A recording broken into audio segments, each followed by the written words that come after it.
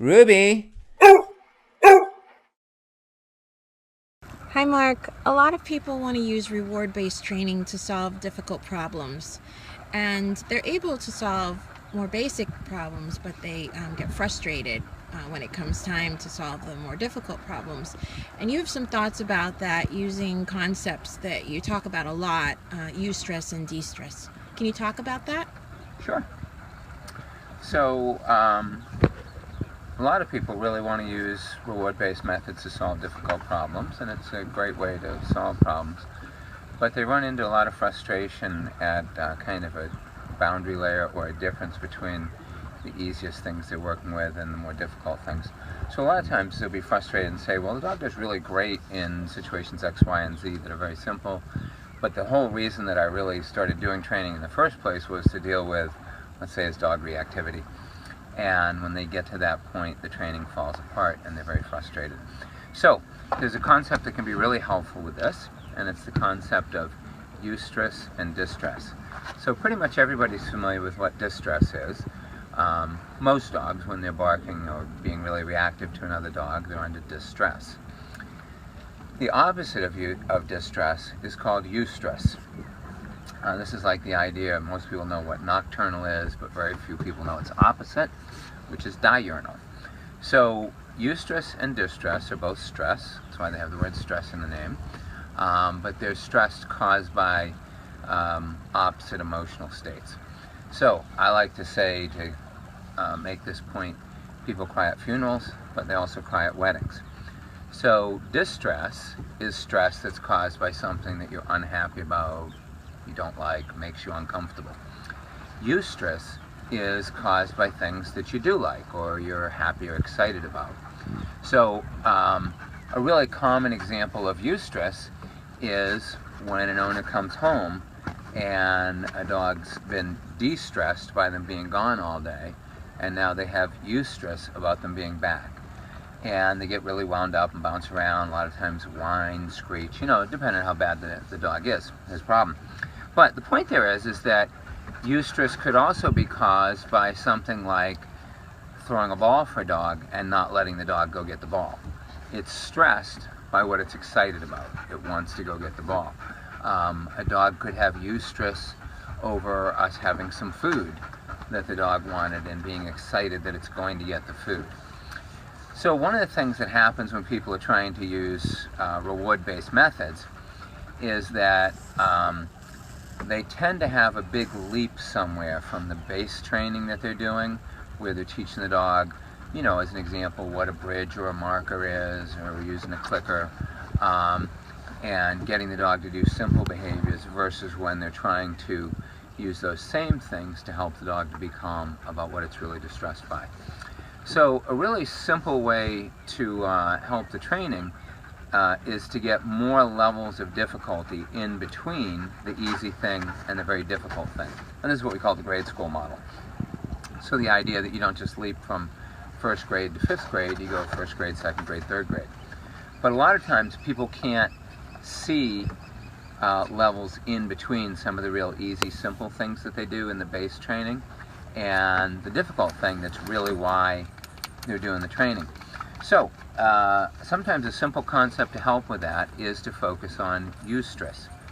How could you create some stress in the dog that is somewhere between the easiest and most difficult situations? And as an example, one common way to try to do that would be to, let's say, have a reactive dog and just be further from the other dogs. So that would be one way to have some of the stress without having all the stress. Would you like to stay here with me, do you think? Huh? Can we hang together? Good. So a lot of times that's hard to do when we're focused on the de-stress. It's hard to have control of how far away that other dog might be or how excited a dog do we run into or whatever. But for most dogs, we can create a lot of levels of eustress by using things that the dog likes to create stress.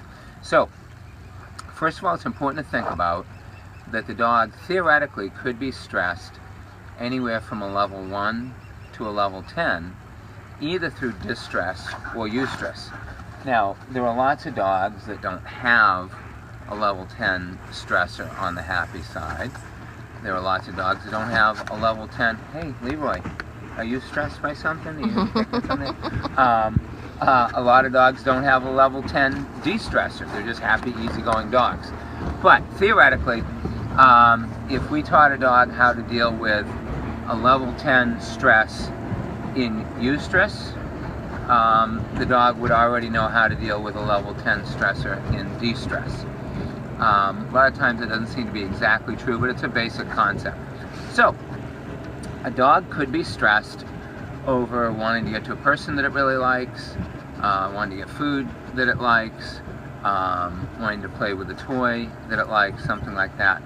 And what we can do is, whatever concepts we're using to help the dog deal with its, let's say, dog reactivity, and in TBT that would be things like name and explain, intermediate bridging, conditioned relaxation. We can use all those techniques with a stress that we've intentionally created. Stop it, thank you. With a stress that we've intentionally created that's something the dog is happy about. So there's a couple of great things about using Eustress instead of just focusing on what the dog is de-stressed by. First of all, we often can create the Eustress whenever we want.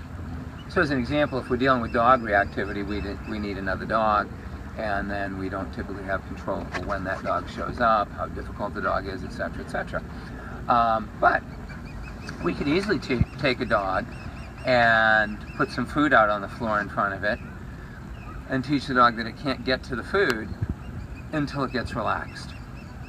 And we could control how difficult that was by things like how good was the quality of food that we used, was it kibble or was it some meat or something the dog really, really liked. We could control that some by how near or far the food was. The dog would be less stressed by food that's 10 feet away than food that's maybe 12 inches away. And what this does is gives us a lot of opportunity to work with stress on a lot of small incremental levels. And this gives us the ability to really apply the grade school method and teach the dog in little bits of increase. No, the same thing that applied in second grade applies in third grade. And what this will allow you to do very often is to actually create, at some point, a very high level of stress over something the dog likes and teach the dog to deal with that very well.